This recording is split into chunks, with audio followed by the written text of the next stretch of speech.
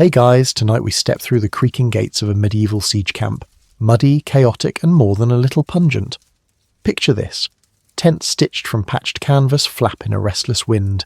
The air thick with smoke, sweat, and something that smells suspiciously like yesterday's soup gone rogue. There's a faint chanting in the distance, the clang of metal against metal, and somewhere, someone is definitely throwing up behind a cart. You're the newest recruit, volunteer, conscript, or just very, very unlucky, and as you shuffle forward on blistered feet, a part of you already knows you probably won't survive this. Not because you'll be run through by a sword, though maybe, but because this place is designed to grind you down slowly, miserably, and with a surprising amount of oatmeal. So before you get comfortable, take a moment to like the video and subscribe, but only if you genuinely enjoy what I do here. And if you're watching this from your bed, let me know where you're tuning in from and what time it is. I always love seeing our sleepy little global village. Now, dim the lights, maybe turn on a fan for that soft background hum, and let's ease into tonight's journey together.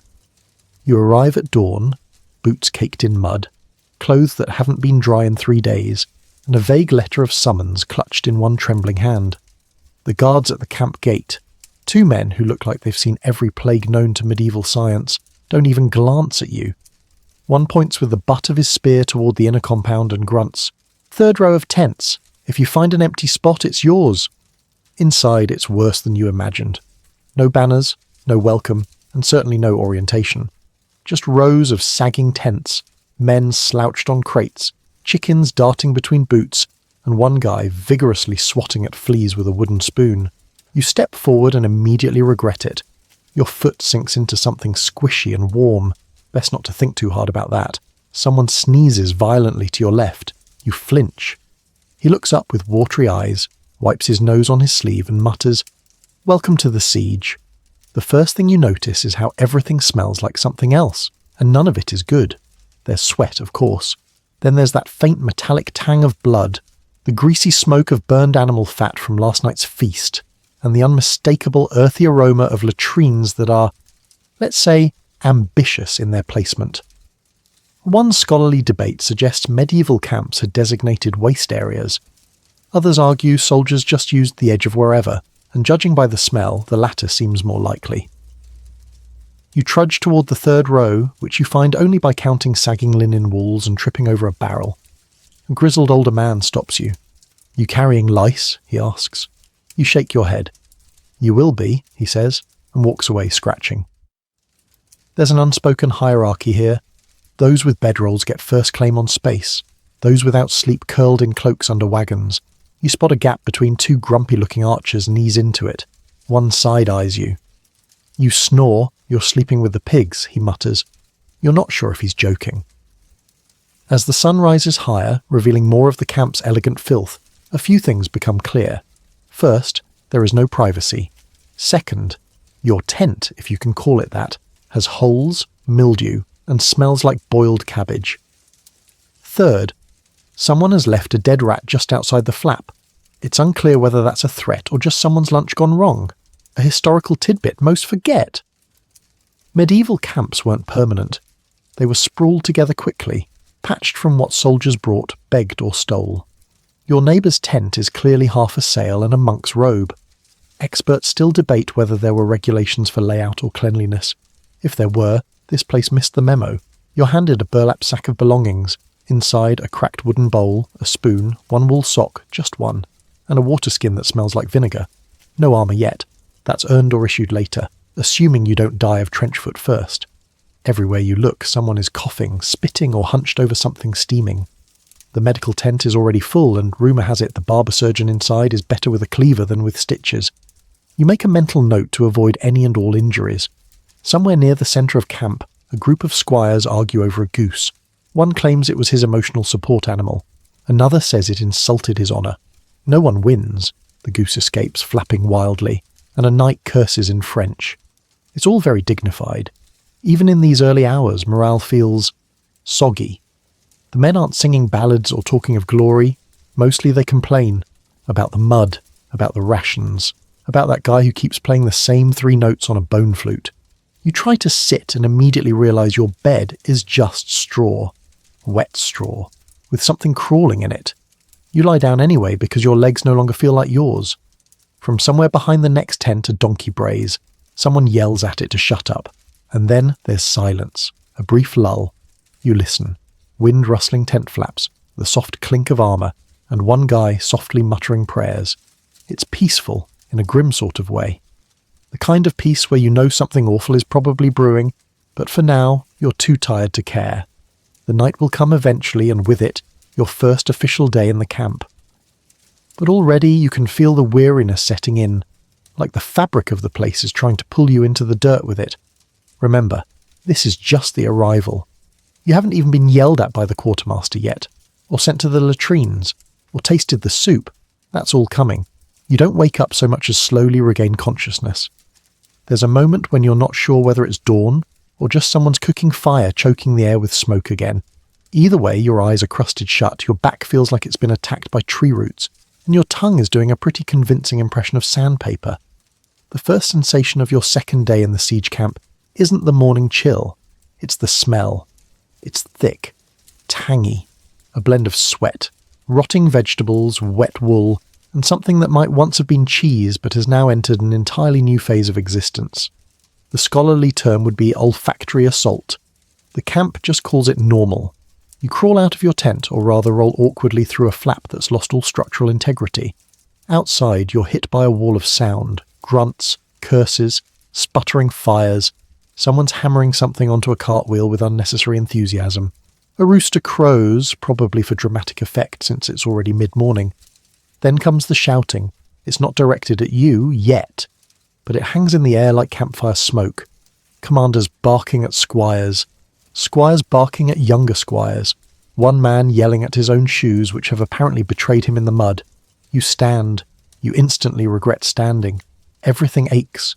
Your legs, your shoulders, your ankles, your lower back, which is now somehow 40 years older than the rest of your body. Your boots squelch with yesterday's mud, and you're pretty sure one of them has a snail in it. Still, there's a system to this chaos. Not an elegant one, but a system nonetheless. The shouting serves a purpose, organising the hundreds of barely trained, half-awake soldiers into something resembling a functioning war camp. And within that structure, everyone's expected to know their role, or at least pretend convincingly. A bell clangs in the centre of the camp, signalling the day's first call. This is not a pleasant medieval version of Reveille. It's more like a cowbell being hurled at a post repeatedly. Either way, it gets results. Men groan, stretch, curse, and rise. Fires are stoked, pans clatter, and someone starts singing off-key in what might be Latin, or might be just a very bad impression of it. Your tent neighbour, still wrapped in his cloak, glances at you with bloodshot eyes. "Welcome to the orchestra," he mutters. There's a mainstream fact for you. In actual medieval siege camps, noise was constant. Armies didn't sleep quietly. Between watch rotations, alarms, drills, and general disorder, rest was an elusive dream. Many soldiers functioned on sheer habit and stale bread. Speaking of which, it's time for breakfast. You follow your tent row to a large cauldron at the camp centre. The cook, a barrel-shaped man with a scar across one cheek, and an expression like he's permanently unimpressed, ladles something pale and grey into wooden bowls. You stare into yours. It stares back. "Gruel," he says flatly, "and bread. Probably." The bread is the colour of old wood and about as flexible. The gruel, some oatmeal-adjacent concoction, smells faintly of ash and maybe cabbage. A beetle floats serenely on the surface. You consider removing it, but honestly, it's the most protein you've seen so far.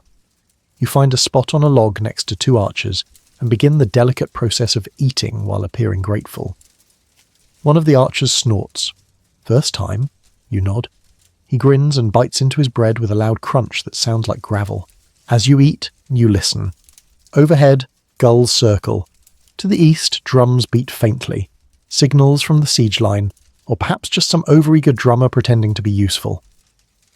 The camp's geography is starting to make sense. Officers are toward the centre, near the supply wagons and the shrine. Archers and lighter troops to the rear flanks. Infantry rows further out. And the latrines? Follow the smell and the flies. You can't miss them, unfortunately. One man nearby is loudly describing a dream he had about a talking pig that predicted the weather. No one questions it.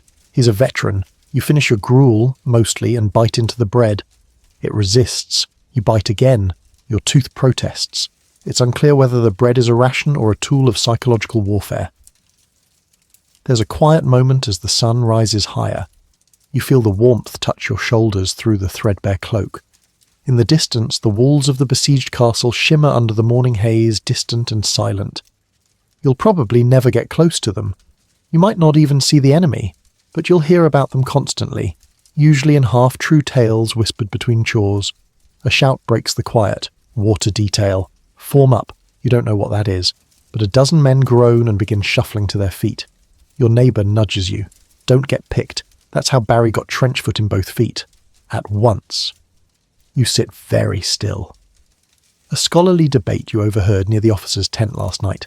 Some historians believe siege camps had rotational duties assigned for fairness. Others argue the worst jobs went to whoever didn't run fast enough. Judging by how fast everyone's avoiding eye contact right now, the latter seems more accurate. A man nearby sneezes violently into his gruel. Nobody flinches. It's just another note in the great morning symphony of discomfort. You try to stretch again and discover new muscles that have never hurt before. A rooster passes by, on a leash. You're not sure whether that's a pet, a future dinner, or someone's emotional support poultry. You don't ask. As the morning chaos begins to settle into routine, you realise something strange. This is normal here. The shouting, the stink, the uncertain food, the clamour of boots and armour and pots and clanging everything. It's what this world runs on. And you're still here, still standing, still mostly intact. Your stomach is fullish. Your ears are ringing. Your cloak smells worse than when you got it. And yet, you're adapting. Kind of. You tell yourself you'll just lie down for a second. Maybe close your eyes. But the second your body hits the straw, stiff, damp, and inexplicably crunchy in places, you realise two things. One, this isn't rest, it's strategic surrender. Two, someone, or something, is already living in your bed.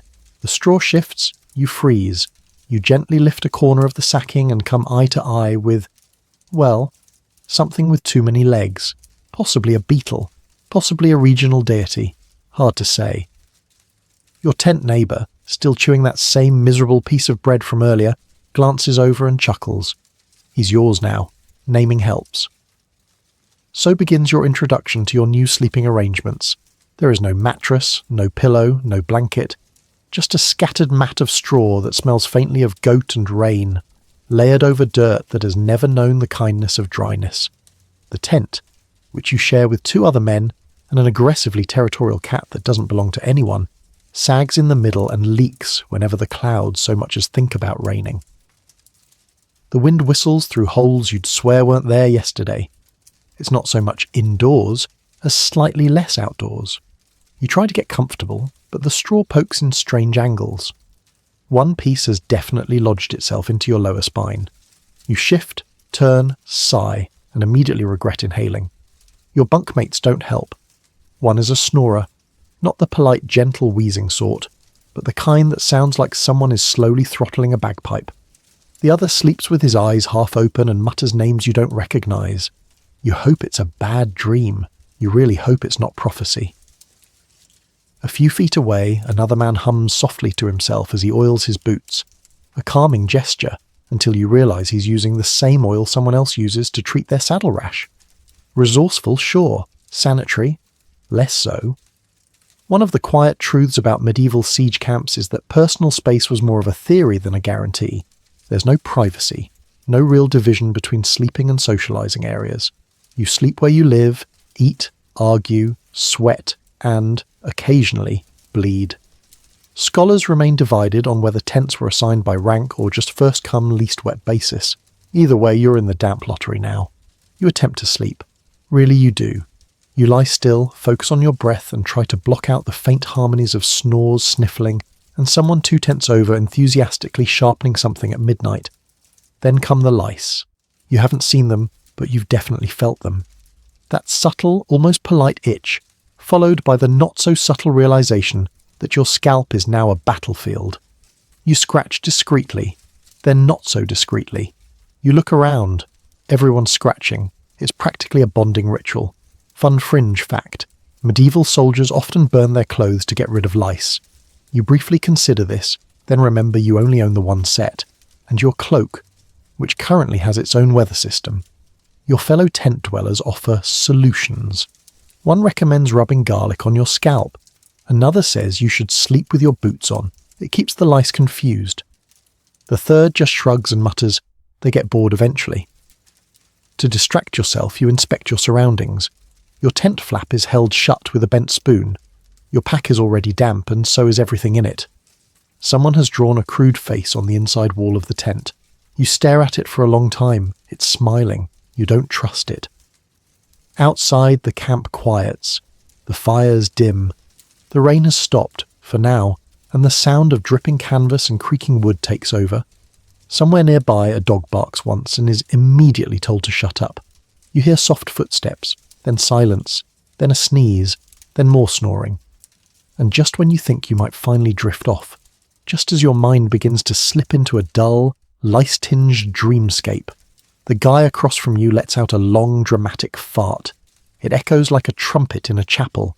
No one says anything, but you hear someone sigh. You pull your cloak tighter, bury your face into the one slightly dry spot of your tunic, and pretend this is fine. Because somehow, this is now your bed. These are your roommates, and that guy with the prophetic dreams. He just rolled over and mumbled something about flaming goats. You don't ask. Instead, you close your eyes and imagine a bed. A real one, with feathers and clean sheets, and not a single crawling insect with an agenda. But the fantasy only lasts a second before your mind is dragged back by the unmistakable squish of someone stepping outside into ankle-deep mud. The cat climbs on your chest. It purrs. Then it steals the only warm part of your blanket and goes to sleep. You sigh again. Somewhere, deep in your straw, a beetle chirps. Or maybe that's your imagination. At this point, you wouldn't be surprised if the lice start forming a choir. You finally drift into something resembling sleep. Not restful, but adjacent to it. Congratulations, you've survived your first night in the tent. Barely. The first sound you hear is metal. Not swords clashing in a heroic frenzy. No, just someone aggressively stirring a cauldron with what might be a shovel. It's breakfast time in the camp again, which is less meal and more ongoing digestive negotiation. You sit up slowly. Your back protests. Your hip, which spent the night wrestling with a particularly sharp piece of straw, files a formal complaint. The cat is gone, presumably off to menace some other sleep-deprived soul.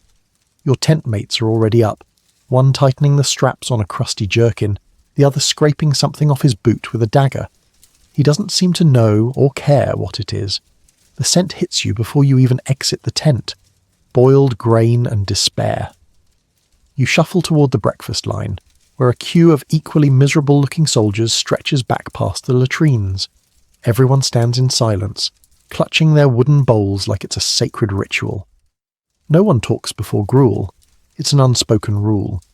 The camp cook, still the same mountain-shaped man from yesterday, greets each soldier with the same facial expression. None at all. He dunks the ladle deep into the cauldron, stirs once, mostly for show, and slops the contents into your bowl with a sound that can only be described as wet resignation. Today's breakfast looks exactly like yesterday's. Pale, gloopy, and suspiciously lumpy. There's a small piece of bread tucked alongside it, so hard it might double as armor plating. You find a place to sit, a crate, a rock, maybe someone's misplaced helmet, and dig in. The gruel is hot at least, and there's definitely something in it. Possibly barley, possibly gravel. Scholars remain divided on whether medieval gruel was primarily made of oats, barley, or whatever happened to fall in the pot when no one was looking. You chew, slowly, carefully. Your molars grind on something crunchy. You pause, inspect your spoon, and decide not to investigate. Some truths are better left unearthed. A nearby soldier brightens. "Hey, no worms today!" A small cheer goes up from 3 others, who've also noticed the relative improvement. It's the little things. Across from you, a man produces a knife and starts sawing into his piece of bread like it's a small tree stump. "Found a weevil in mine yesterday," he says cheerfully. "Named him Greg." You glance at your own crust. It has a suspicious hole in it. You nibble the edge anyway. Hunger outranks dignity now. A fringe tidbit for your consideration. Bread in medieval camps was often recycled. Stale loaves from the day before were soaked in broth or beer to make them chewable. Sometimes, soldiers would rebake them just to kill off the mould. Emphasis on sometimes. The meal continues in relative silence.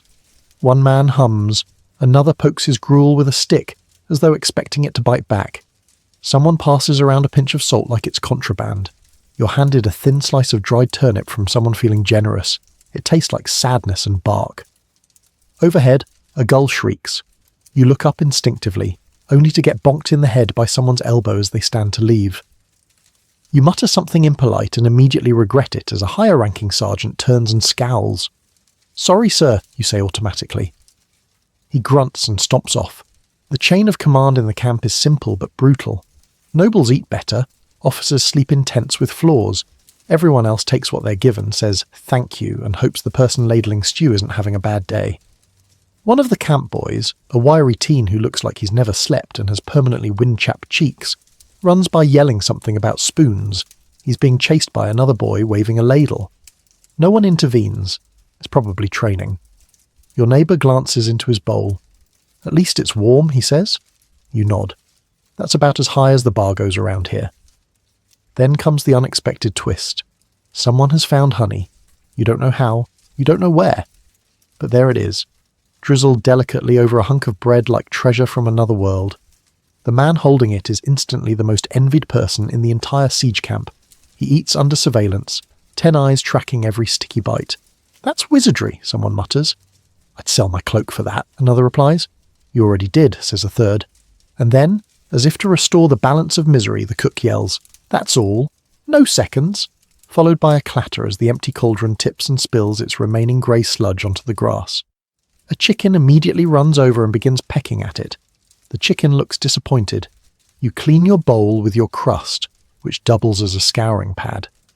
Then you fold it carefully back into your pack. You've learned already. Keeping your bowl is survival. Lose it, and you're back to eating out of your hands, or worse, borrowing someone else's. That way lies shame. Somewhere to the east, horns sound faintly from the siege line. Not an alarm, just the morning signal. Someone's being rotated to the wall. You hope it's not you. You haven't even had time to digest the beetle. You stretch, you wince, you scratch, you yawn, and you prepare for the next great ordeal of the day, pointless tasks and general standing around. But for now, you're full. Not satisfied, not happy, but full. And in the siege camp, that's practically luxury. You don't get a schedule, you get yelled at. That's how you learn what's expected of you in a medieval siege camp. There's no parchment with neatly written hours, no bell system beyond the occasional clunk of a pot being hit with a spoon, and certainly no such thing as a break. The moment you rise from your breakfast log, a bearded man with a voice like gravel soaked in vinegar shouts your name. You didn't know he knew your name. You consider ignoring him. You quickly decide not to. "Drills," he barks. "Now." You consider protesting. Maybe pretending you've already done them. Maybe faking an injury. But then he pulls out a stick longer than your forearm and starts smacking it into his palm. You follow. Welcome to the daily routine. It starts with standing. A lot of it. Standing in lines. Standing still while someone counts heads. Standing in formation while a knight explains for the 6th time how to hold a spear without stabbing yourself in the foot. You nod solemnly. You forget instantly. Then comes marching. Not toward battle, just around the camp, in circles, past tents, past the same pile of rotting turnips you've seen 3 times and back again. This is meant to keep you fit. All it really does is grind your heels raw and make you dizzy. A surprising historical fact: many medieval soldiers never saw battle. They drilled, dug ditches, carried logs, and stood in ranks for months on end without ever swinging a sword in anger. Wars were expensive. Most of your time was spent waiting for something: supplies, orders, the enemy to surrender out of sheer boredom. "Shields up," the instructor calls. You fumble yours, nearly knock the man next to you off balance, and receive a look of pure contempt. You nod apologetically. He does not nod back. You squat, you rise, you squat again. The command is barked so rapidly you're not sure if this is a punishment or a fitness routine. The man behind you starts coughing violently. No one acknowledges it. Then you're handed a sword. Not yours. Nothing is yours here. but a battered practice blade with a splintering hilt and the weight distribution of a brick tied to a stick. You swing, it wobbles. You're told to do it again, properly this time. To your right, a man is twirling his blade like he's in a tavern show. To your left, another is using his as a cane. You fall somewhere between the two, enthusiastic but deeply confused. Again, the drill sergeant yells. You swing. The sword flies out of your hand. It lands in the mud with a sound that suggests it's embarrassed for you. No one laughs, but you can feel the judgment. The routine continues. You practice formations, shield walls, backpedaling, ducking, crawling through mud while pretending imaginary arrows are raining down on you. You're told this will save your life one day. You suspect it's mostly for their amusement. At one point, you're handed a spear and told to charge a hay dummy. The dummy wins. You trip on your own foot, land flat on your chest, and the spear somehow ends up behind you.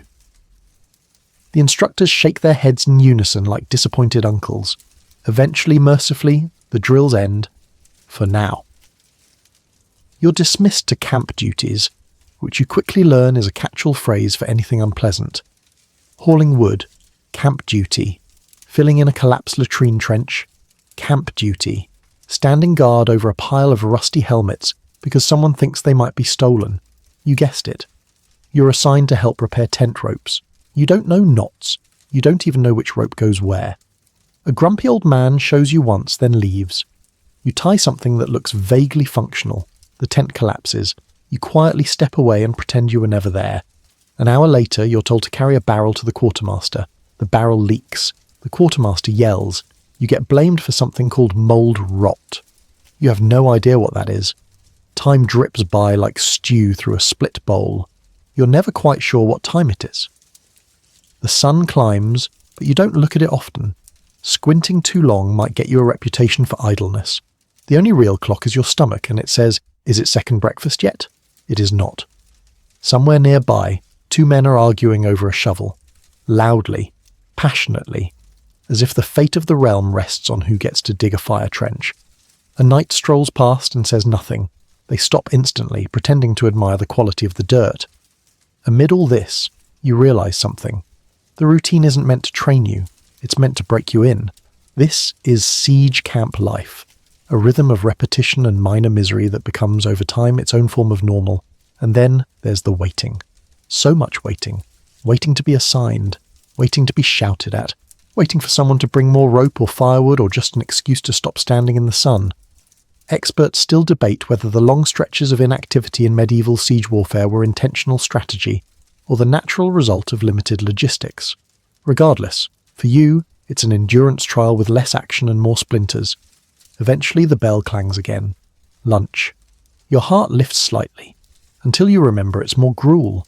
Still, you march back to the centre with the others, bowl in hand, knees sore, boots muddy, arms heavy, eyes twitching.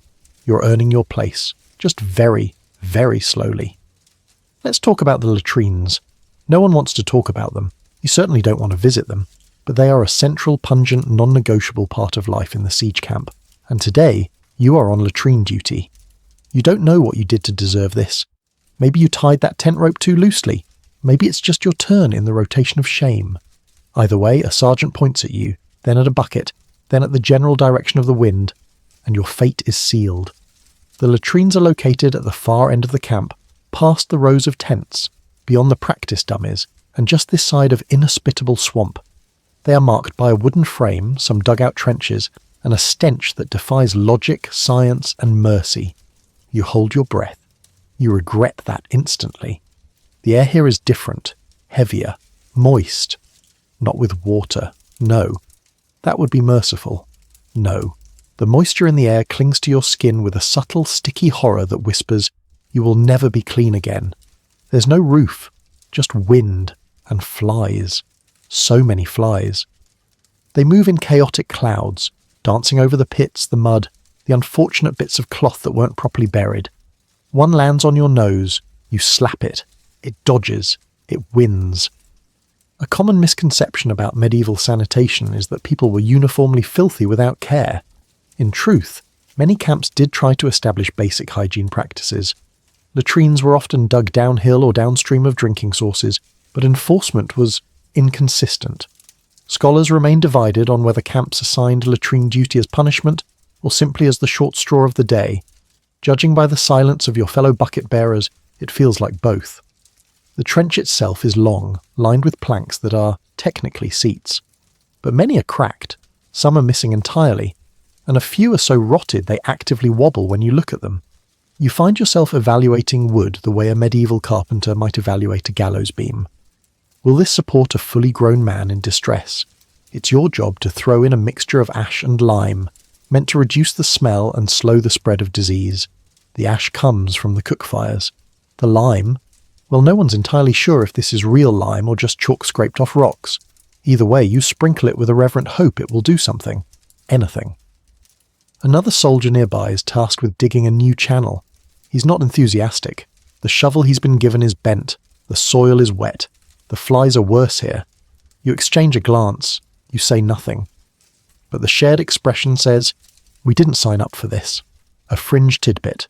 Soldiers in some armies wore special latrine cloaks when using the facilities, extra layers to guard against splatter and wind. You do not have one. You wish you did. Your boots squelch ominously with every step.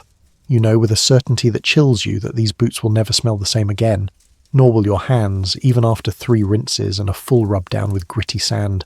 And then, the worst task of all, emptying the night buckets. Not everyone makes it to the trench at night. Some, especially those stationed near the siege line, use chamber pots. These are collected by people like you. You're now one of those people. You are handed a sloshing heavy pot and told, "Walk slow." You try. You fail. A drop splashes. You nearly cry. Carrying it to the trench requires balance, patience, and a sudden, deep respect for medieval waste management. There's a reason no one makes songs about this part of the war. You dump the contents, rinse the pot with water that's arguably dirtier than what was inside, and return it to the pile. It's not over. There are more. So many more. At one point, a rat scurries past. It looks you dead in the eye. There is judgment there. You break eye contact first. Eventually you are done. Not in the spiritual sense, you will never truly recover, but in the practical sense. The trenches are treated, the buckets are dumped, the shovels are leaning against a tree like they too are tired of this life. You walk back toward the centre of camp, arms heavy, stomach unsettled, soul damp. Someone passes you and crinkles their nose. You want to explain.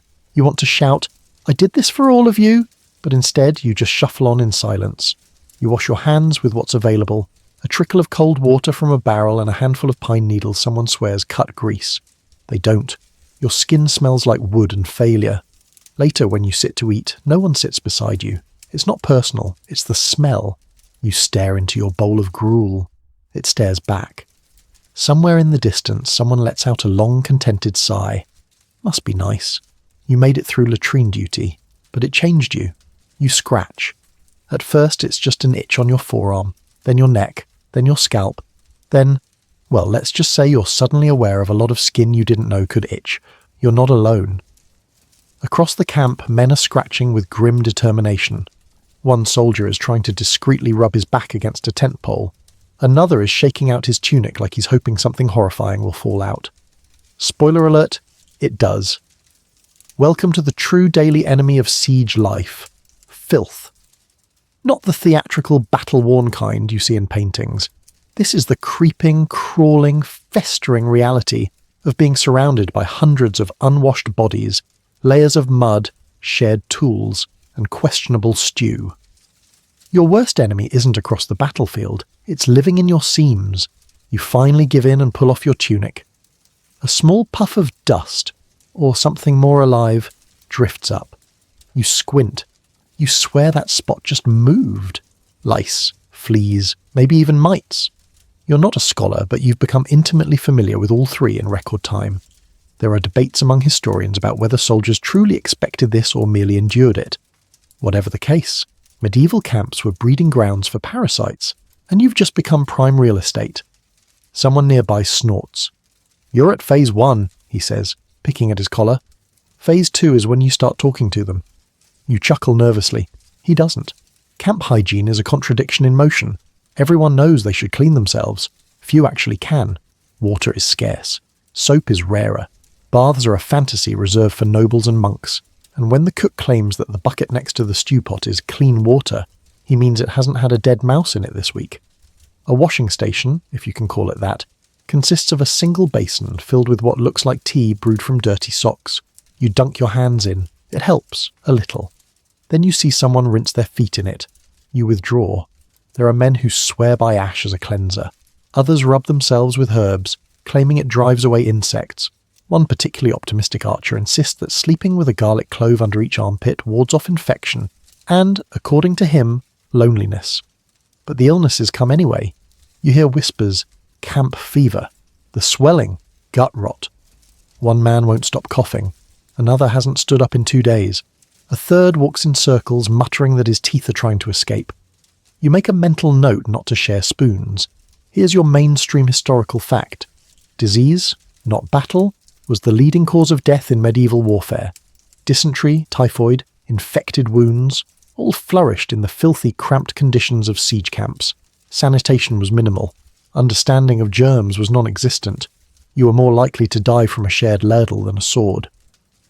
One of the squires, young, fast-talking, constantly moving, collapses near the latrine trench. No one says anything for a moment. Then 2 soldiers pick him up and carry him to the infirmary tent, a sagging lean-to that smells of vinegar and boiled onions. You've heard stories. Some go in and never come out. Others come out missing parts. The camp surgeon is a terrifying man with a tunic stained so thoroughly red it looks like it was dyed with wine. It wasn't. He believes in balancing humours, which means lots of leeches, bloodletting, and occasional accusations that your spleen is plotting against you. Fringe tidbit. Some medieval doctors genuinely believed illnesses were caused by miasma, bad air. In a place where the air smells like sewage and boiled cabbage, that theory feels uncomfortably convincing. By mid-afternoon, you've scratched yourself raw in 3 places. You try to act casual. Everyone else is doing it, after all. The camp has a rhythm now. Eat, drill, scratch, swear, eat again, sleep, repeat.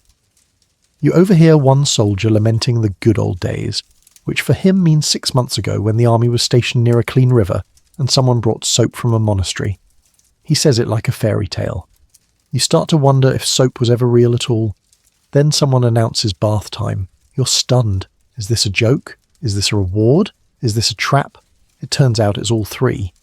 Bath time in the siege camp means being marched to the river half a mile away, stripped down to your shame and dunked in freezing water while a corporal shouts at you to scrub like you mean it. Soap is optional. Rocks are available. You go, you strip, you dunk, you scream. Quietly. The river is cold enough to make your ancestors shiver. You wash what you can. You pretend the green film on the surface is natural. You scrub under your arms with a handful of sand. It works. Kind of. You emerge cleaner than you went in, but also numb from the knees down and missing a toenail. The march back is awkward. Everyone is damp, itchy in new ways, and trying to ignore the fact that some of the suds in the water might not have come from soap at all. Still, for a brief moment you feel human. You change into your dry, well, less wet clothes. You sit. You scratch again, but a little less. The lice are plotting their return. The fleas are regrouping. Your boots still smell like yesterday's latrine, but for now, you feel almost civilized. You're handed a whetstone and a damp rag and told quite bluntly, make it shine. You nod, as if you know exactly what that means. You do not. In front of you, a pile of weapons, not elegant, not gleaming, not arranged in dramatic poses like you've seen in illuminated manuscripts. These are bruised, bent, slightly rusty tools of war. Swords with nicks like someone's been using them to chop firewood, spears with wobbling heads, axes that might double as doorstops. You pick up a sword, it's heavier than you expect. The leather grip is cracked, the pommel slightly loose. The edge. Let's just say butter would win in a fight. You begin to clean, wiping first, mud, old blood, something sticky that may have once been plum jam. Then you take the whetstone and begin the slow, rhythmic scraping that you vaguely remember being taught by someone who cared more about shouting than about blade angles. Scrape, scrape, scrape. It's a soothing rhythm, meditative even, until the sword slips and gives you a polite but definitive warning nick on your thumb. You suck your breath in through your teeth. The soldier next to you, already halfway through polishing a helmet with a rag that looks like it was stolen from a stable, glances over. Blood adds character, he says. You nod because what else can you do? Your thumb throbs. Maintaining weapons isn't glamorous. It isn't exciting. But it's one of the few tasks in the siege camp that feels useful, necessary, maybe even noble. These aren't just hunks of metal. They're what stand between you and being turned into a very forgettable footnote in someone else's heroic tale. A mainstream historical fact here. Soldiers were often responsible for maintaining their own weapons. Armourers existed, but they were few and usually reserved for knights and higher-ranking warriors. For the average foot soldier, it was DIY or die. As you continue to sharpen the edge, you wonder whether this sword has seen real combat. It bears a faint engraving, too worn to decipher. Maybe it belonged to a veteran. Maybe it was salvaged from a battlefield. Maybe it was used to cut onions in a kitchen before someone got desperate. You move on to a dagger. The blade is thin, chipped, and looks like it's been stabbed into something tougher than flesh. You begin polishing it carefully, trying to coax out a bit of shine. It works, marginally. Then the sun shifts, and you realise it's still covered in a fine layer of soot. Back to square one. A curious fact. Some medieval soldiers would spit on the blade to help clean it. Others used a mix of vinegar and ash. You, lacking vinegar and dignity, try water. It doesn't help much. You're given a cloth to rub down the spear tips. It's wet. It smells like old soup. You ask no questions. You scrub. Time drags. You're crouched on a barrel, feet asleep, fingers cramping. The scraping noise blends into the background of the camp. The clang of pots, the occasional bleat of a sheep that may or may not be military property, and someone singing off-key nearby about a lost shoe. Around you, the other soldiers work with varying degrees of commitment. One man is carefully carving his initials into the haft of an axe. Another is using the whetstone as a makeshift drum. A third is asleep on a pile of shields. You envy him, and yet, despite the monotony, there's something almost comforting about the task. The weapons, in their rough way, are honest. They don't lie or gossip or steal your boots in the night. They don't judge you for snoring or sweating or panicking the first time someone yelled archers. They just sit there, waiting to be cleaned, sharpened, respected. Experts still debate whether medieval armies maintained strict inspections of common soldiers' weapons. Some sources suggest commanders held regular checks. Others imply it was more like this. If your blade broke, tough luck. There's a rake over there. Use that. At one point you're handed a helmet to polish. It's dented. Not artistically, just dented. Like someone dropped a cow on it. You scrub anyway. The metal warms under your hands. You imagine the battles it's seen. Then you notice the inside is lined with hay and smells unmistakably of pickled onions. You stop imagining. The sergeant overseeing weapon maintenance walks past, inspecting. He says nothing, just grunts when he sees your still dirty spear and nods approvingly at your dagger, which now shines with something resembling competence. You smile a little. Progress. Then he points to a stack of shields. You sigh. These are round, wooden, leather-faced, and absolutely covered in muck. Some have arrows stuck in them. One has what might be a bite mark. The clean-up process involves water, more water, then scraping off the leather, drying it in the sun, and retacking it on with crude iron nails. You bang your thumb. Again, it's starting to feel personal. And through it all, you think about the battle you might one day face. You imagine holding the sword you just cleaned. Will it be fast enough? Sharp enough? Will you be? Or will someone else pick it up after you're gone, polish it again, and wonder the same thing? You finish your pile just as the sun begins to dip. Your arms ache. Your back feels like it's turned to bark. But the weapons glint faintly now in the fading light. You've done something. And in a place like this, where everything stinks and bites and leaks and creaks, that's worth a lot. You rinse your hands in a bucket that hasn't been used for stew, you hope, and stretch. The sharpening rasp still echoes in your ears. Your hands are blistered. Your soul is tired. But your sword is ready. You knew you'd be carrying something eventually. You just didn't expect it to slosh quite this much. Water detail, they said. Quick job, they said. What they didn't mention is that it involves trudging half a mile through deep muck, past several extremely sceptical cows, and into what can only be described as a mosquito congress. The camp's main water source is a stream just outside the perimeter. It's not exactly scenic. The banks are slick with algae, the air is heavy with humidity and regret, and the water, while technically liquid, has a colour that suggests it's seen things. Floating leaves, maybe a tadpole or two, and something that looks suspiciously like a boot.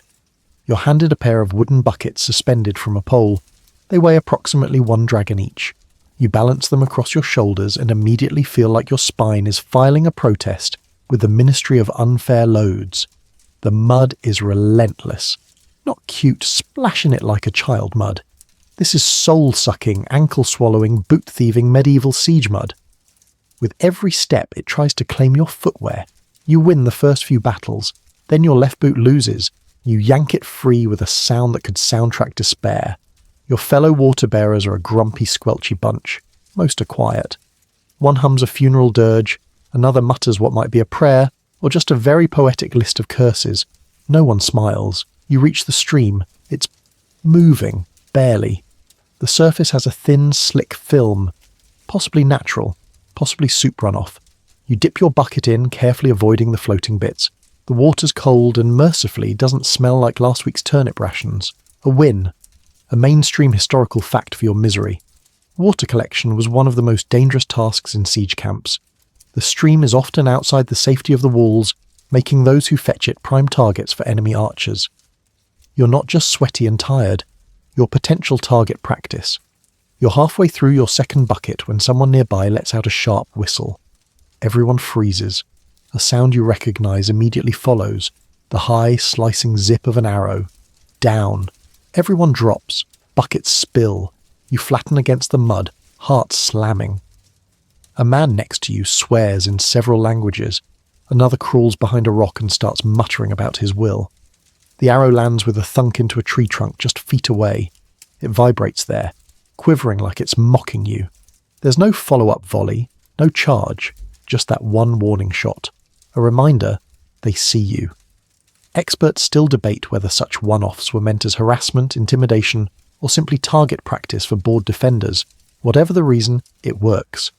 Your fingers shake as you retrieve your bucket and try again. This time, you don't fill it to the top. Lighter water is better than dead water. The return trip is worse. Your shoulders burn, your calves cramp. You're now dragging roughly 12 pounds of liquid through terrain that hates you. You slip once, nearly lose everything, and vow silently never to complain about gruel again. Halfway back you pass a dead donkey. No one says anything. Just one of those details no one bothers cleaning up. You step around it. Barely. Your left foot slides. You do an elegant flailing dance, recover and carry on, pretending that didn't happen. The donkey doesn't judge. It's dead. You make it back to camp, wobbling like a jellyfish with poor posture. The quartermaster checks your bucket, nods and says, "Half full." You spill it or drink it. You resist the urge to throw the bucket at him. Barely. Instead, you pour the water into the supply barrels. These are large wooden casks lined with pitch and hope. Some of them leak. One has a frog living in it. He's unofficially the camp mascot. They call him Sir Leaps-a-Lot. You rinse your bucket and collapse onto the nearest crate. Your shoulders scream. Your boots squelch. Your soul whimpers. A fringe tidbit. In some medieval armies, water detail was assigned as punishment. But in siege conditions, it was so dangerous it became a rotating duty out of grim necessity. The more desperate the siege, the more valuable and risky the water. You look around and see the rest of your squad returning. One man's missing a bucket. Another is limping. The youngest among you simply lies face down in the dirt, whispering something about quicksand and betrayal. And yet, despite it all, this was necessary. The camp needs water, for drinking, for cooking, for washing wounds and occasionally faces. You've contributed to survival. You've hauled life by the gallon. You're rewarded with a splash of vinegar-diluted wine and half a turnip. You chew it like it's roast pheasant. You've earned it. Later, when someone mentions a new water detail forming at dawn, you don't say a word. You simply glance at your boots, still caked in evidence, and shake your head. Never again.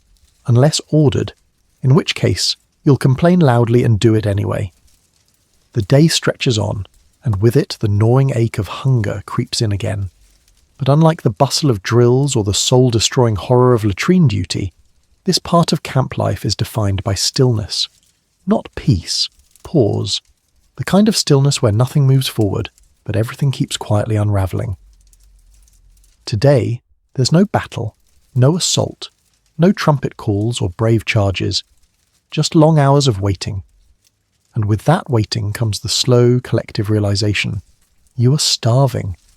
Your stomach growls so loudly it makes a tent flap ripple. You look around, sheepishly. No one laughs. They're all too busy listening to their own insides make the same complaints. The rations are late. You sit with your back against a supply cart, watching the sun drift across the sky like it's taunting you. There's a piece of leather in your mouth, not for flavour, but because chewing it keeps your teeth distracted from the fact that there's no food. It's a common trick. One man near you is chewing on a twig. Another is gnawing a button. Mainstream historical fact. In prolonged sieges, both sides often faced food shortages, especially the besiegers. Supply lines were long and vulnerable. Spoilage was common, horses died, wagons disappeared, and the men learned to wait. Someone tries to distract the group with a story about a cook who once made stew from his own boot. You suspect that's meant to be funny. No one laughs, but someone does eye their own boot thoughtfully. Camp rumour has it there's still food left, but it's being rationed carefully by the officers. You imagine a high table somewhere, candles flickering, as someone slices pork while you chew tree bark. You try not to resent it. You fail. The sky begins to darken, and the mood in camp turns quieter. Angrier, maybe. Men pace. Some play dice, but without coin or energy, it's joyless.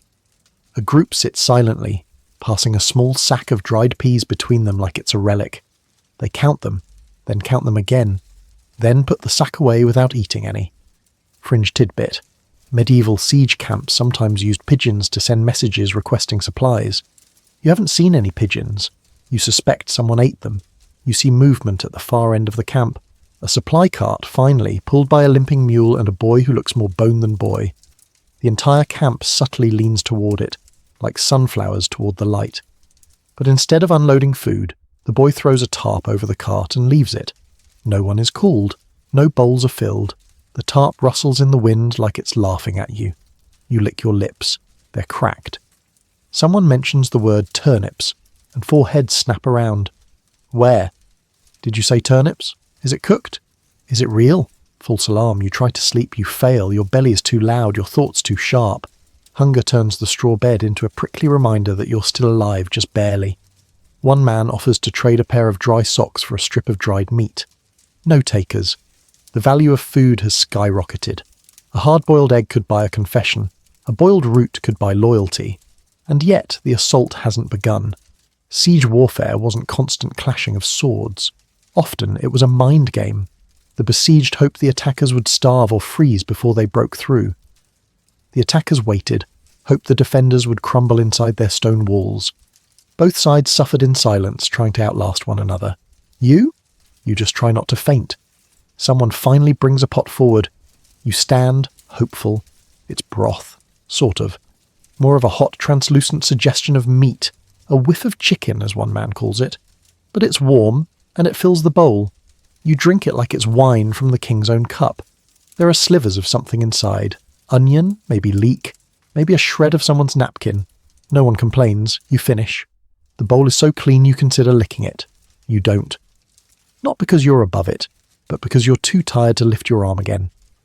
Experts still debate whether medieval siege camps ever truly planned for long-term food shortages or simply responded as they collapsed. You suspect the latter. No one here looks prepared for next week, or tomorrow. As the night settles in, so does the hunger once more. It's no longer sharp, just present. A low ache. A dull pressure behind your ribs that whispers, soon. You curl under your cloak. The stars above don't seem to care. Your stomach growls one last time, then goes quiet. Waiting. Always waiting. The morning fog rolls in before the sun dares to show its face. It clings to the ground like a secret, curling between tents and cauldrons, softening the edges of the world, and briefly, just briefly, making the camp feel like it's under some kind of spell. And in that ghostly hush, you hear it. A bell, not the usual clang announcing drills or gruel time. This one is soft, deliberate, and distinctly holy. Someone murmurs, "They're starting." A few nearby men nod solemnly. You don't ask who they are because a moment later you see them. 3 monks, hooded, barefoot, humming some ancient melody, emerge from a fog-thickened corner of the camp, each carrying a relic. Or at least what they claim is a relic. It could be anything, honestly. A bit of bone, a glass vial of something cloudy. One of them is holding what looks suspiciously like an old sandal. You stand there, half awake, still scratching your ankle as the monks pass. The men around you bow their heads. You do the same, not out of faith exactly, but because everyone else is doing it, and you still don't know the rules. A whispered prayer follows. Something about protection, guidance, and good weather. You mouth along. The guy next to you mutters, "Amen!" and immediately gets hit in the eye with a flying beetle. So much for blessings. Religion is woven through every corner of siege camp life. It's not grand, not glorious. There are no cathedral bells here, just muttered Latin, carved crosses in tent poles, and makeshift shrines made from firewood and scraps of linen. A mainstream historical fact, relics were carried into battle or siege camps as morale boosters. Bits of saints' bones, splinters from the true cross, even scraps of holy tunics, these were prized items. Whether they worked was another matter entirely, but belief alone could keep men marching, even when their souls gave out. After the procession, a small crowd gathers near the camp chapel. Chapel is generous. It's a wooden platform draped with fabric, marked with soot crosses, and guarded by 2 wide-eyed squires who look like they'd rather be literally anywhere else. The priest arrives soon after, his robes patched in a dozen places, his hair wild, his voice soothing and slightly nasal. He begins Mass. You're not required to attend, but everyone does, partly because it breaks up the day, mostly because not attending raises eyebrows, and in a place where suspicion spreads faster than lice, being seen as odd can be a fast track to latrine duty, or worse. You kneel, the ground is damp, your knees sink slightly, the sermon begins. It's not exactly uplifting, lots of talk of suffering, of patience, of earning your salvation one day at a time. He throws in a few vague references to martyrdom, which makes everyone subtly shift in place. No one wants to be a martyr before breakfast, but there's also comfort. The rhythm of the Latin, even when you don't understand it, hums like a lullaby. The smell of incense, somehow found, stolen or traded, cuts through the usual stink, and for 20 whole minutes no one yells at you, no one pokes you with a stick, and no one serves you gruel. You consider converting to whatever this is. After the service, men line up to touch the relics. You do too. The one you get looks like a knuckle bone wrapped in silver wire. You press your fingers to it. You don't feel anything, except cold. But the man next to you weeps openly, so you nod respectfully and move on. Religion isn't just prayer, though, it's gossip. Oh, the gossip. A group of archers sits whispering about a monk who came from the enemy camp 2 nights ago. Spy, says one. Saint, says another. Definitely drunk, says a third. Another story floats by, about a knight who saw an angel hovering over the enemy walls. He apparently then fell into a ditch and broke his nose. No one's quite sure what the moral of that one is. Then there's talk of signs, strange dreams, sudden illnesses, a cloud shaped like a sword. One man claims he saw a fish leap from a bucket, look him in the eye and whisper, "Soon." He hasn't slept since. Fringe tidbit. In many siege camps, commanders used religious figures and relics to keep discipline and morale from collapsing. A holy symbol could be the difference between desertion and blind loyalty. Faith was the glue, and sometimes the weapon. You make your way back to your tent, still thinking about the bone, the monk, and the weird fish story. The fog is lifting now. The world sharpens again. Everything smells faintly of burned incense and last night's stew. You scratch your arm absent-mindedly. The relic didn't cure that, apparently. Someone passes you holding a carved wooden cross. Another wears a saint's medal around his neck, polished with spit and hope. A third pins a feather to his tunic, says it fell from a divine bird. You say nothing. You just nod.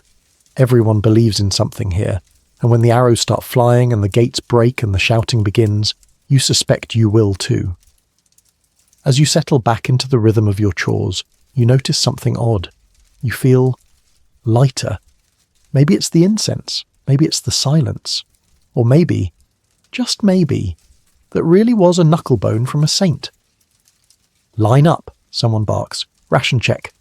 You groan, roll off your straw mat, and immediately regret every decision that led to your current position in the camp hierarchy. somewhere between slightly alive and cabbage mule.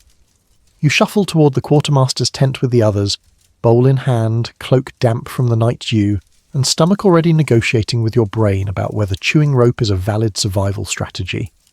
The tent is large, patched, and slightly slouched, like a sad old man who's given up on appearances. Inside, rows of barrels, sacks, and crates line the space. Most are half empty. A few are suspiciously light. One smells strongly of dried fish, tears, and regret. The quartermaster greets you with the warmth of a dropped rock. He checks your name, badly spelled and even more badly pronounced, and hands you your share. Salted pork. In theory. In reality. A greyish slab of something vaguely meat-shaped, tough as boot leather and twice as chewy. You give it a sniff. You immediately regret giving it a sniff, but this, you're told, is the good stuff. You're lucky, says the man behind you. Last week we were down to hooves, you glance back. As in, he nods solemnly, stewed with oats, very crunchy. You accept your meat with solemn gratitude. You also receive a hunk of black bread, dense, damp, and so hard you're not entirely sure whether to eat it or use it to hammer in tent stakes. A mainstream historical fact. Medieval siege camps maintained strict food hierarchies. Officers, nobles, and knights often received higher quality rations, salted pork, wine, dried fruits, while common soldiers made do with hard bread, boiled grain, and whatever small animals were foolish enough to wander near the perimeter. You sit beside a fire pit where others are already gnawing, dipping their bread into weak broth to soften it. The talk is subdued. Hunger dulls conversation. One man boasts that he once had chicken in a siege camp. Another insists he saw cheese just last week. A third snorts. In your dreams, maybe. You bite the bread. It does not bite back, but it puts up a fight. You soak it in the broth. It becomes marginally less weapon-like. Your salted pork is mostly salt. You chew it anyway, trying to summon the taste of meat from memory. The best you can manage is a vague recollection of ham from a village fair 2 summers ago. You hold on to it like a relic. A nearby soldier eats his ration quickly, then stares at everyone else's bowl like a hawk tracking slow prey. You angle your body slightly, just in case. Then, the stew arrives. It's a communal pot, thick and beige, bubbling with something that might be lentils, might be barley, or might be bits of boot someone's cleverly disguised as vegetables. A ladle clunks into your bowl. It's warm. It smells of garlic if you really concentrate. Or socks. You're not sure which. One of the archers dips a chunk of bread into his stew, sighs, and says, "This is the best thing I've eaten all week." He means it. You taste yours and agree, though the bar is so low it might be subterranean. And then you spot it. A bone. A tiny, fragile, actual bone in your stew. You freeze. Some soldiers consider this a sign of luxury. Others a dire warning. You hold it up. The man across from you shrugs and says, "Extra flavour." You eat around it. And so, lunch passes. Quiet, slow, half grateful, half annoyed. You're fed, but not satisfied. That's the camp way. As you scrape your bowl clean, you hear distant laughter from the officers' quarters. Someone's had wine, maybe honey, maybe cheese. You imagine a table set with linen, candles, and a roasted duck turning on a spit. You lick your spoon. It tastes like envy. The food chain in the camp is a living, breathing thing, and you, right now, are at the bottom nibbling crusts. Scholars still debate how much feasting happened behind command lines while regular soldiers suffered on bare rations. Some accounts paint noble feasts even in sieges. Others claim solidarity and equal hunger. Your stomach casts its vote. They're eating better than you. A squire walks past carrying a tray of covered plates. You smell herbs. Your mouth waters. The tray disappears behind a velvet-draped flap. Someone next to you mutters, "They say the Duke had a peach yesterday." You all go quiet. A peach. In a siege. It may as well have been a dragon's egg for how rare that sounds. But instead of bitterness, there's a kind of reverence. A peach. What luxury. What folly. What flavour. A fringe tidbit. It's recorded that during prolonged sieges, nobles would trade silver for fruit, wine, even luxuries like almonds or saffron, both to sustain morale and to remind their men that the upper hand still belonged to them. You go back to gnawing your crust. The meal ends. Bowls are rinsed in the same bucket everyone's been rinsing everything in since yesterday. You dry yours on your sleeve, shove it into your pack and burp quietly. It tastes like brine and disappointment. A man nearby is trying to roast a mouse. Another has carved a face into his bread and is now speaking to it. You nod respectfully. Everyone copes in their own way. You rise slowly, stretch your aching back, and glance at the fire. A single ember dances upward, glowing against the grey sky. For a second, you let yourself pretend it's the warmth of a hearth back home. You almost believe it. Then someone yells for latrine cover duty, and the dream shatters like your bread crust. Back to work. You're not sure what you expected when they told you to help the siege engineers. Maybe you'd imagined ropes and ladders, a few sandbags, the faint intellectual thrill of medieval logistics.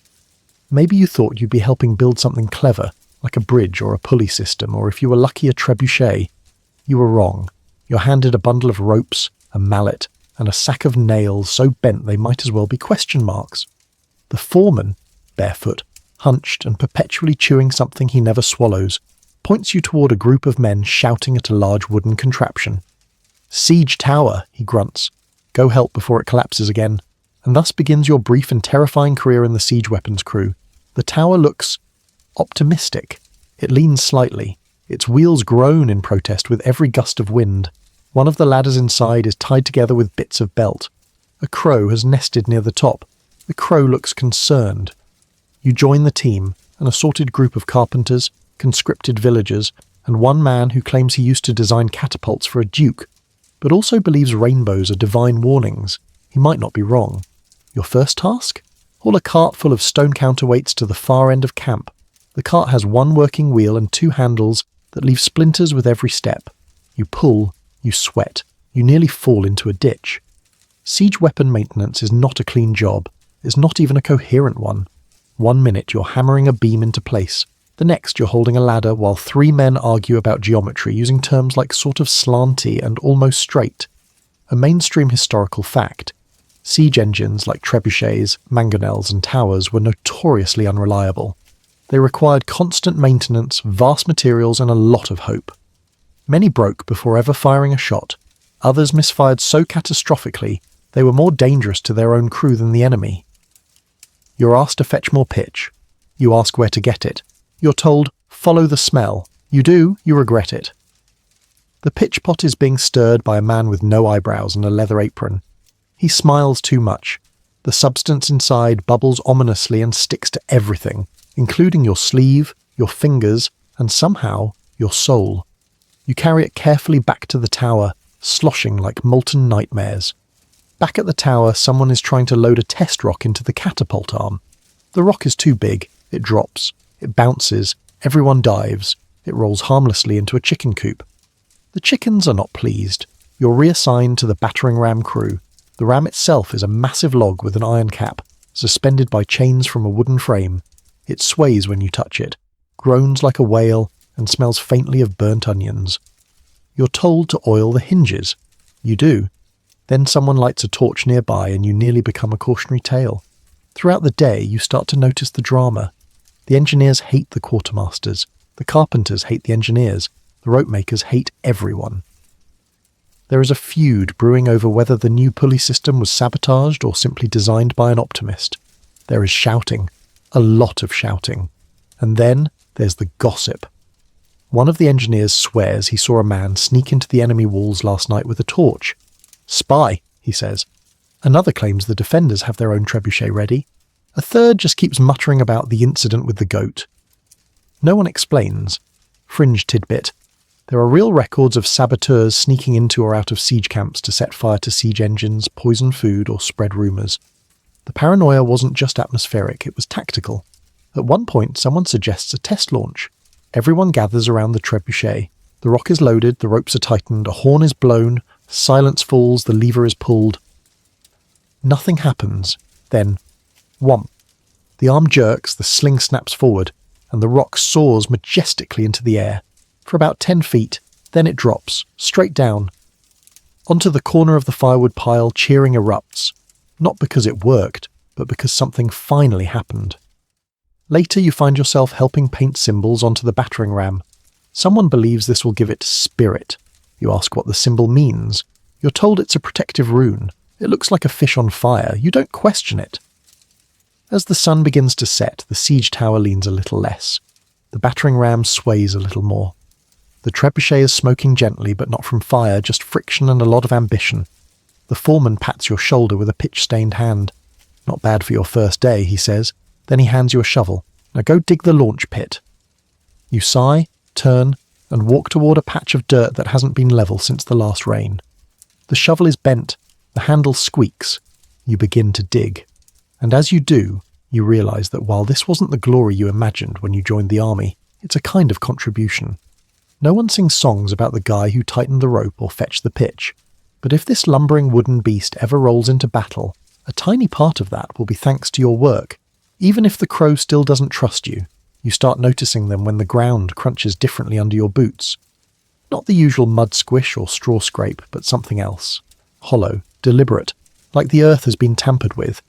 And in a siege camp, when the ground starts feeling off, you learn quickly, look down. There's a tunnel under you. Well, not just one. Many. Narrow, hand-dug, and dangerously close to your tent, if the shouting match happening nearby is any indication.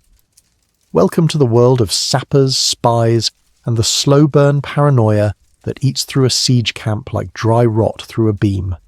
It begins when a knight trips over a loose plank and falls through into a shallow pit. He emerges covered in dirt, enraged, and clutching what he claims is evidence of enemy undermining. It's actually just a forgotten storage hole for firewood. But the rumour spreads faster than lice on laundry day. Suddenly everyone is suspicious. Everyone is looking at the ground. Everyone is listening for sounds. You're assigned to tunnel watch.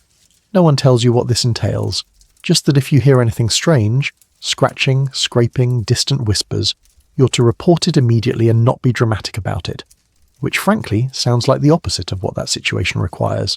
So you sit, at the edge of the camp, ear to the ground, listening, nothing. Then, something, a thump, a shuffle, a rat throwing a tantrum, you're not sure. The sergeant comes over and listens too. He nods. Definitely something. Then he leaves. You keep listening. It might be the wind. It might be your imagination. Or it might be the enemy trying to tunnel beneath the camp and collapse your entire row of tents. Mainstream historical fact. Undermining was a real tactic during medieval sieges. Sappers dug tunnels under castle walls to weaken and collapse them, or to sneak into enemy territory. Countermining teams were assigned to listen, intercept and collapse enemy tunnels before they succeeded. It was a silent, dirty, claustrophobic war beneath the war. You're not a miner. You're not even particularly good with shovels. But now, you're expected to guard against invisible enemies you can't see, only hear. Like some cursed version of hide-and-seek played in complete darkness with pickaxes and fire hazards. The paranoia spreads. Someone swears their tent floor has sunk 2 inches overnight. Another claims to have seen a tunnel ghost. Basically a guy in a hood who was probably just cold and stealing oats. But still, a fringe tidbit. Some commanders used animal behaviour to detect sappers. Dogs that refused to sleep, birds that stopped singing, even ants changing direction were all considered signs. You have none of those, just your ears. And a gut that's been wrong before. Then things escalate. A sentry reports hearing voices, muffled, foreign, chanting. No one's sure. The next day, a shallow pit collapses near the siege tower. No one's hurt, but suddenly ropes are being triple-checked, ladders are being moved, and a dozen men are reassigned to digging counter-tunnels. And guess who gets picked? You, and a team of equally terrified mud-streaked conscripts are handed picks and candles and told, "If you run into someone, don't panic. Just shout and we'll come running." "What if they don't shout back?" someone asks. The officer smiles. "Then start swinging." Down you go. It's tight, damp. Earth presses against your shoulders, ribs, face. The candle sputters constantly. Your pick hits rock every third strike. Your breath fogs up the tunnel. Your knees ache. You begin to forget what daylight feels like. You dig and dig and dig. You find nothing, except more dirt, one very determined worm, and the intense need to reevaluate your life choices. You emerge several hours later looking like a disgraced chimney sweep. Your arms are jelly. Your clothes are ruined. Your candle is just wax and shame. The sergeant nods. "See?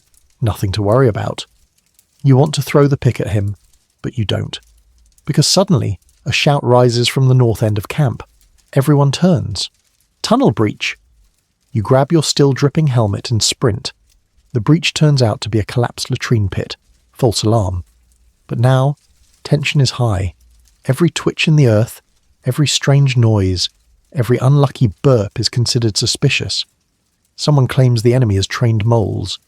Another says the defenders are summoning earth spirits to spy. A third insists they heard flute music underground. Everyone agrees. Something weird is happening. Scholars still debate how often mining efforts actually succeeded. Some castles fell from below, others stood firm despite weeks of digging. But in the camp, success wasn't the issue. Fear was. You return to your tent, brush dirt from your cot and lie down. Your ears are ringing, not from sound, but from strain. You close your eyes, you hear something, you open them again, you sleep with one hand on your dagger tonight, just in case the ground decides to answer. It starts with a drip, just a soft little plip on your forehead. At first you think it's dew, or maybe the universe throwing shade in liquid form. But no, it's rain. Real, honest, unrelenting medieval siege camp rain. You open your eyes, you immediately regret it. The tent is leaking in 3 places. Your blanket, already as warm as a cold handshake, is now soaked. Your tunic is plastered to your chest. Your bedroll smells like mildew and sadness. The fire outside has surrendered without even a hiss. Someone nearby yells at the clouds like they personally wronged him. Welcome to siege camp in a storm. You step outside, or rather, you squelch outside. The camp, once just muddy, is now a full aquatic ecosystem. Ducks could colonize this place. Your boots, never trustworthy to begin with, fill with water instantly. One of them lets out a slow, wet wheeze with every step like it's sighing for you. The worst part? You have no dry socks. No one has dry socks. If someone does, they're either a wizard or they've bartered away their soul. Your cloak offers no help. It's more wet wool than actual defense now, absorbing rain like it's trying to win a prize. You wrap it around yourself anyway. It's not warmth you seek. It's the illusion of control. A mainstream historical fact. Weather was one of the greatest enemies in siege warfare. Prolonged rain meant flooded tents, spoiled rations, delayed supply wagons, collapsing tunnels, and widespread illness. Defenders might have walls, but attackers had the weather to contend with. And today? The weather is winning. You're assigned to tent duty, which sounds dignified until you realise it means restaking the collapsed ones. Your squad trudges through the mire, dragging ropes and wooden poles that sink into the earth like they're being welcomed home. You hammer stakes with frozen fingers. One snaps. You curse creatively. A nearby tent collapses mid-effort. 2 men emerge, dripping and furious, wielding a broken pole like a weapon. It's cursed, one says. The other just growls. They both return to trying anyway. The wind picks up. Tents flap like dying birds. Your hood flies off. You pull it back. It flies off again. You eventually give up and let the rain baptize your scalp. Everything smells like wet dog smoke and the sharp ammonia scent of latrines overflowing under pressure.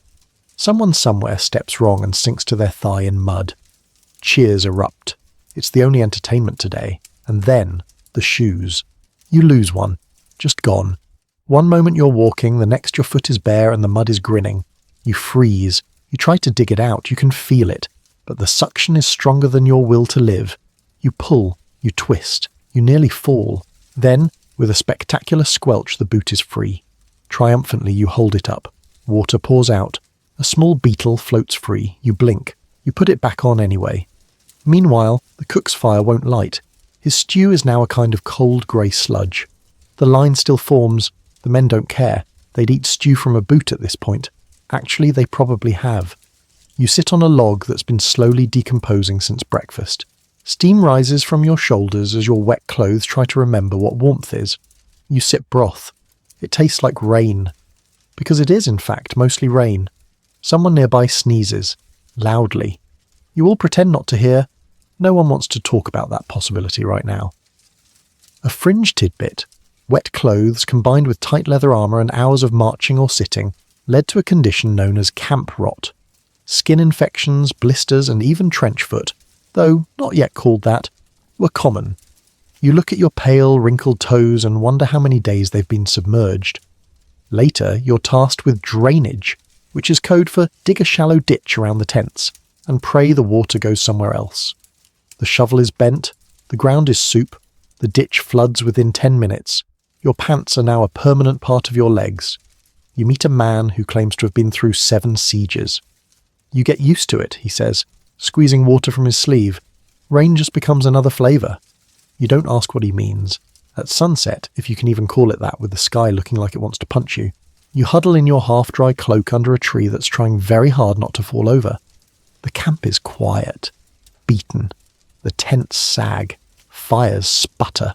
People mutter prayers or curses under their breath, and then you feel it. A soft, warm breeze. Just for a moment. You look up. The clouds part slightly. The rain stops. You see the faintest pink hue on the horizon. Hope? Nope. It starts raining again 5 minutes later, twice as hard. You sigh. Your boots slosh. Your body aches. Your blanket is now a towel. But you're still here. Sort of dry, kind of fed, fully miserable. Just another soggy soul in a war that hasn't even really begun yet. No one says the word rest. Not out loud. Not in this place. They say things like off rotation, or stand down, or grab a nap if you can. But rest? That's too bold, too ambitious. In a medieval siege camp, rest is a temporary ceasefire with your own exhaustion, and it always comes with conditions.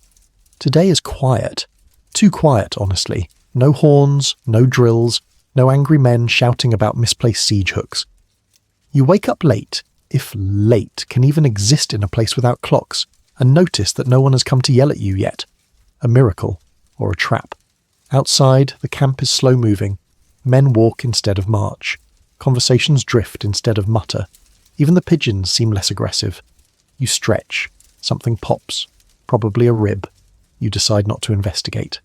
The morning stew is thinner than usual. Fewer potatoes, less chewing. Possibly no solid content at all. But it's warm, and the ladle wielder doesn't insult you today, so you count that as a win. You sit beneath a leaning wagon, spoon in hand, staring into the middle distance like a philosopher who's seen too many turnips. Around you, others are doing the same, eating slowly, leaning on weapons or just laying in the sun like medieval cats. Someone nearby is humming a tune. It's slightly off-key, possibly made up.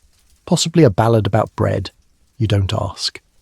A mainstream historical fact. Rest days in siege camps weren't official. They were moments when weather, morale, or sheer logistical exhaustion paused the chaos. No assaults, no digging, no drills, just idle time. And in military life, idle time is either a blessing or the beginning of something worse. You start to relax. That's when your brain, traitorous as ever, starts thinking. You remember home. Not vividly. Siege camp eats at memory like rust eats at steel, but in flashes. A kitchen table. The sound of bees in summer. The feeling of warm socks dry from a hearth fire. You miss dry socks so much it hurts. Someone throws a lump of bread at a crow. It misses. The crow doesn't flinch. The crow has seen worse. You're told you're not on duty for another 8 hours. 8 whole hours. The possibilities are endless. You could sleep. You could write something. You could finally sew that tear in your cloak. You fall asleep sitting up. A light doze, really. Just long enough to dream of roasted chicken, and then be awakened by someone sneezing violently nearby. You move to your tent. It smells marginally less like damp tragedy today. You lie down. The straw shifts. A beetle emerges, sees you, and retreats with what looks like resignation. You close your eyes, you sleep, and it's the kind of sleep that only exhaustion knows. Not deep, not dreamless, but complete in its surrender. Your limbs go limp, your jaw slackens, you stop thinking. When you wake, it's mid-afternoon, and you feel better. Not good, not right, but better. Like your brain has been brushed off with a wet rag and told to keep going. You step out, stretch, crack every joint that can be cracked, and wander. That's when you find the game. Dice, pebbles, bits of bone, cards made from old parchment, men hunched over makeshift tables, betting crusts of bread, buttons, the last heel of a wheel of cheese. You sit to watch. A soldier gestures. Want to play? You nod. You lose quickly. Turns out bluffing doesn't work when your face says, "I haven't bathed in 9 days and I once cried over soup." But you don't care. The laughter is real. The jeers are friendly. Someone starts humming again, and the rhythm matches the click of dice on wood. It's the most normal you've felt in weeks. Fringe tidbit. Historians have found evidence of board games, dice, and makeshift chess in siege camps. Soldiers crave distraction, anything to break the monotony. Games weren't just fun, they were survival. After the game, you wander near the supply wagons. A bard is singing. Where he came from, no one knows. But he's there now, standing on a barrel, lute in hand, voice cracking only on the high notes.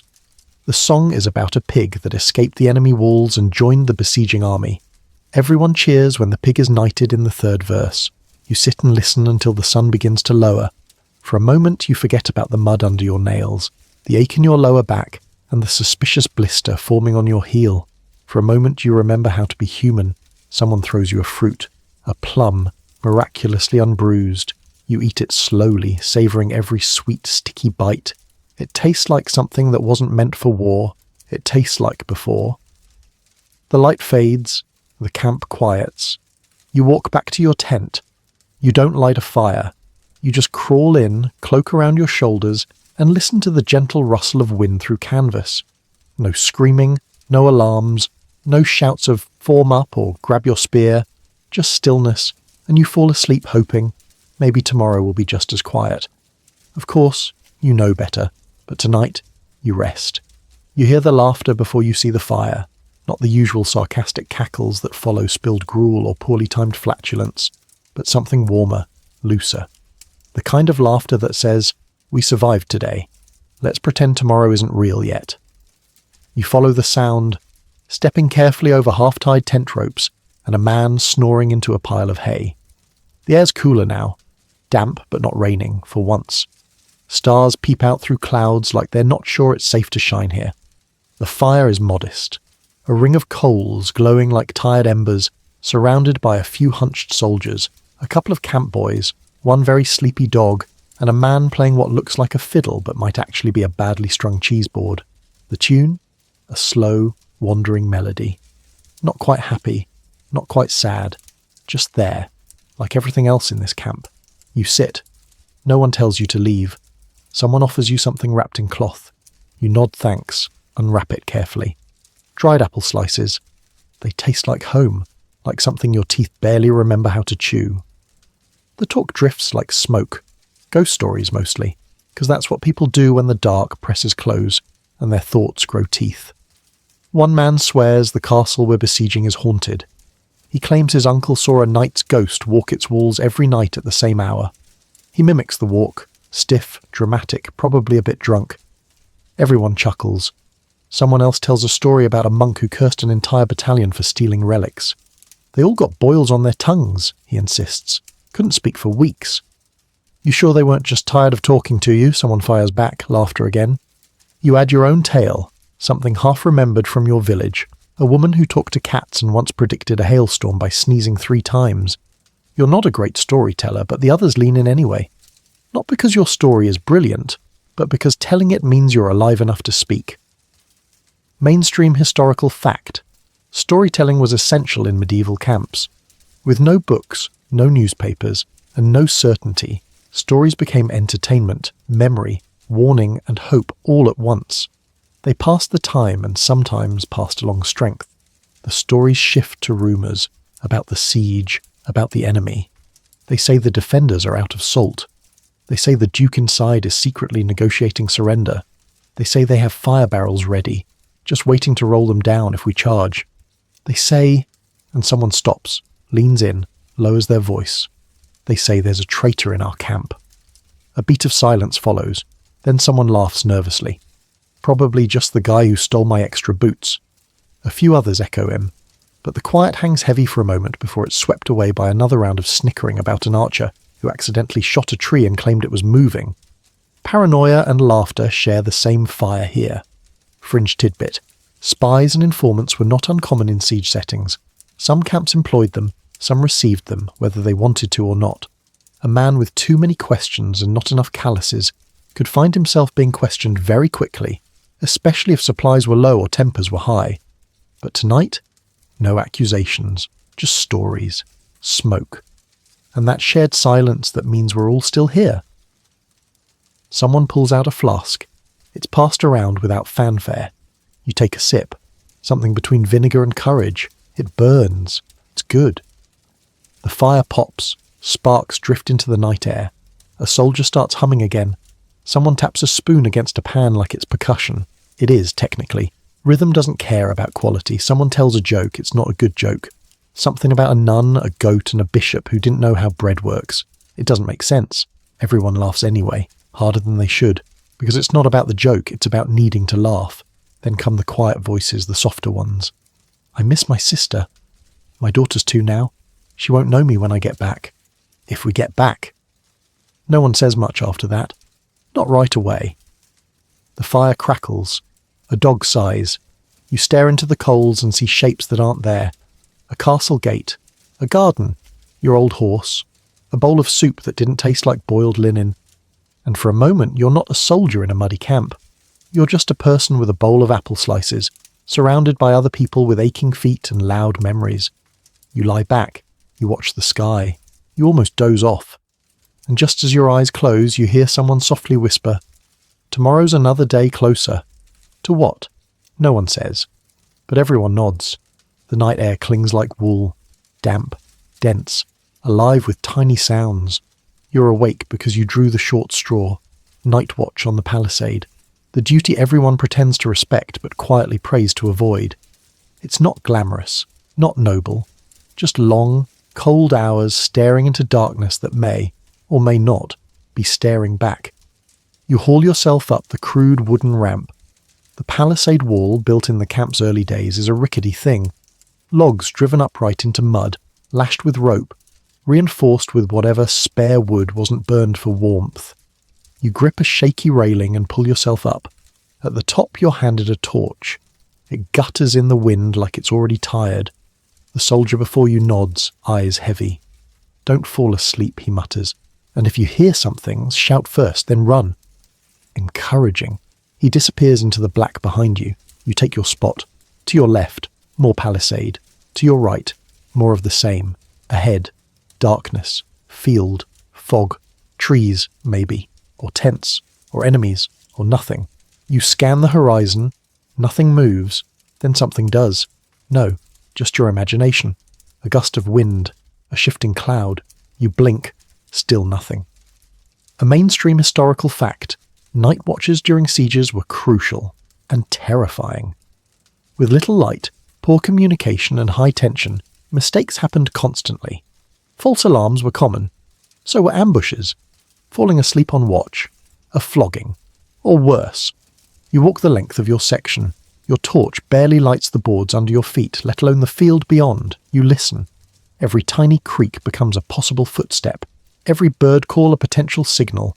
Your heart thumps louder than your boots. Then a sound, a crack, like a twig snapping. You freeze, torch raised, eyes straining. Nothing. Again, nothing. You lean forward, staring into the dark like it might blink back. Then, rustling. You shout. Not a scream, not panic, just enough to carry. Movement, west side. The nearby sentry hears you. Someone behind stirs. Crossbows creak as they're pulled into position.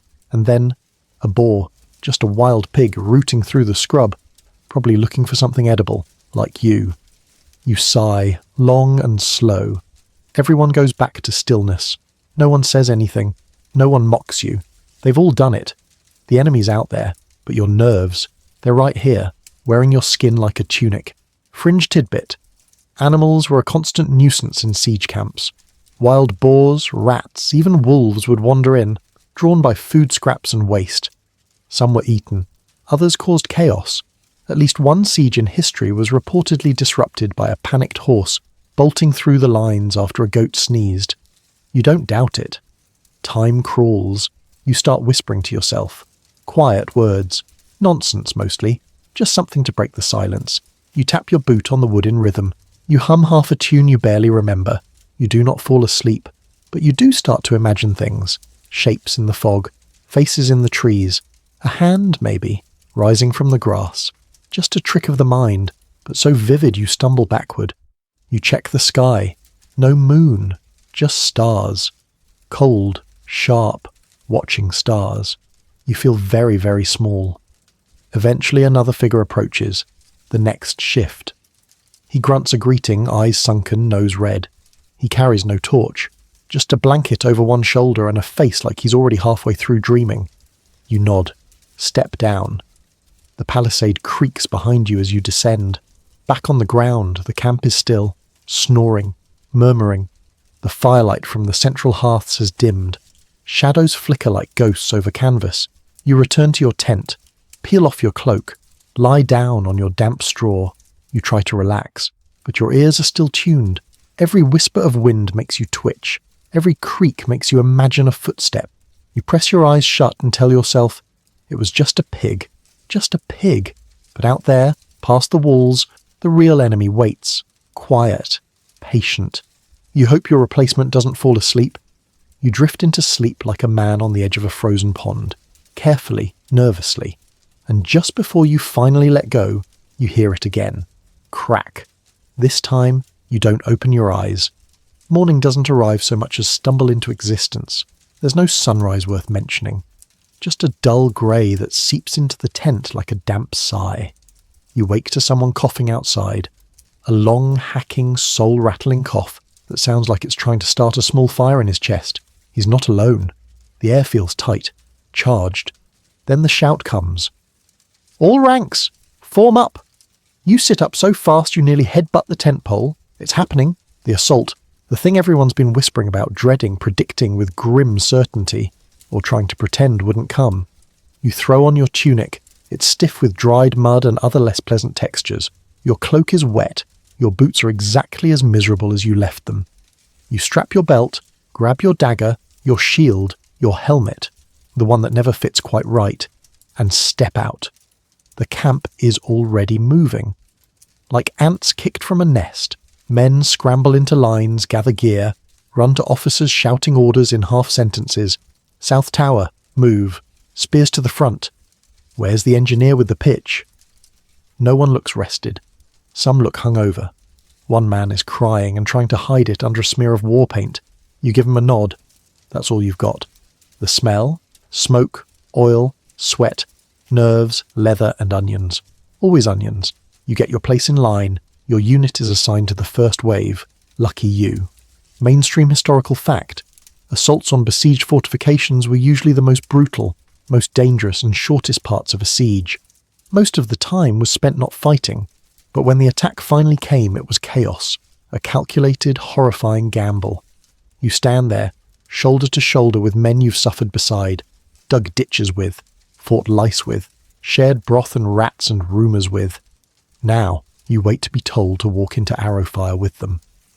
The officer strides by. He gives a short, sharp speech you don't really hear. Your blood's in your ears now. You just nod when others nod. You tighten your grip when they do. The engineers roll the siege tower into place. The battering ram crew is already chanting, a slow, guttural rhythm meant to keep them in sync and maybe to keep the fear away. Someone throws you a kiss from the cooking fire. A girl from the wagons, maybe? Or just a delusional dream. Either way, you nod back like you meant it. The sky is the colour of tin. It presses down. You take your first step. The ground trembles, not from footsteps, but from drums. The castle drums, deep, slow. You feel them in your gut. They match your heartbeat, then overtake it. You are moving now, no more pretending. The arrows arrive before the orders do, whistling from above, fast, whispered death. One embeds in the man ahead of you. He gasps, drops, no scream, just surprise. You step over him. The battering ram hits the gate with a bone-deep thud. Once, twice. The tower creaks forward, wheels lurching in the mud. Ropes snap taut. One breaks. A man falls, screams, no one stops. You reach the base of the wall. Ladders are raised. You're told to go. You go. Up you climb, gripping damp wood with frozen fingers. Above you, fire. Below you, shouting. Behind you, someone pukes mid-ladder. You don't look down. You reach the top. Or close to it. A hand appears. Enemy? Ally? Too late to ask. You duck. A sword misses you by inches. You swing your shield up, block, push. Your arm shakes from the impact. You shove. The hand slips, a body falls, you climb higher, then your boot loses grip. You fall back, but land on the man behind you. He grunts. You both stay tangled for a second. Then push forward again. This isn't war, it's panic in formation. It's noise and smoke and trying to breathe through wool soaked in something that's not just water. Fringe tidbit. In sieges, most attackers never even reach the wall. Casualties were highest on the ladders and at the base, where boiling oil, rocks and arrows awaited. It wasn't noble, it was survival against stone and gravity. You finally crest the parapet. You're on the wall. For 1 second the wind hits your face. The smoke clears. You see the city, real buildings, roofs, civilians, life. Then something slams into your shield. You stagger. A mace? A stone? You don't care. You swing your sword at shapes. They scream. Or you scream. You don't know. You don't win. You don't lose. You just keep going. Eventually a horn sounds. Retreat. You grab the nearest man and haul him backward. He's bleeding from somewhere. You are too. You slide down the ladder, slip, land hard. You're lucky. Some aren't. Back in camp, the healer's tent groans under the weight of the injured.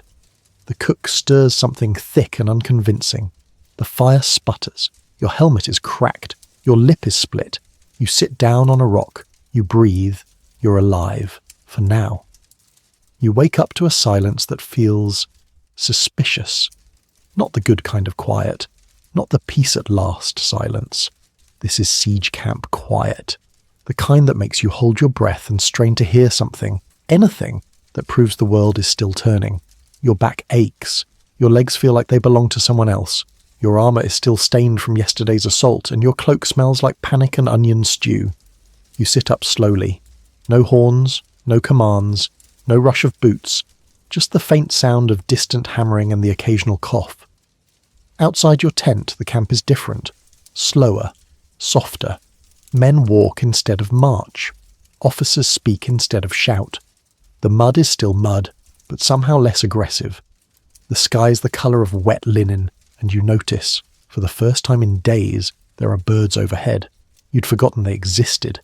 The gate didn't fall yesterday, but it cracked. The engineers are already assessing how many more hits it can take. The defenders didn't launch a counterattack, but no one doubts they're watching, preparing, measuring the desperation in your movements. You shuffle toward the cooking fire. There's stew, real stew, with chunks. Someone even added herbs. You blink at your bowl like it's flirting with you. The cook gives you a look. Victory ration, he grunts. Don't get used to it. Victory? You suppose yes. Surviving the assault counts. Around the camp, men are cleaning gear, mending tunics, sharpening swords that dulled after a single strike. Some are singing, not loudly, not joyfully, but it's music, and it's not a funeral dirge, so that's something.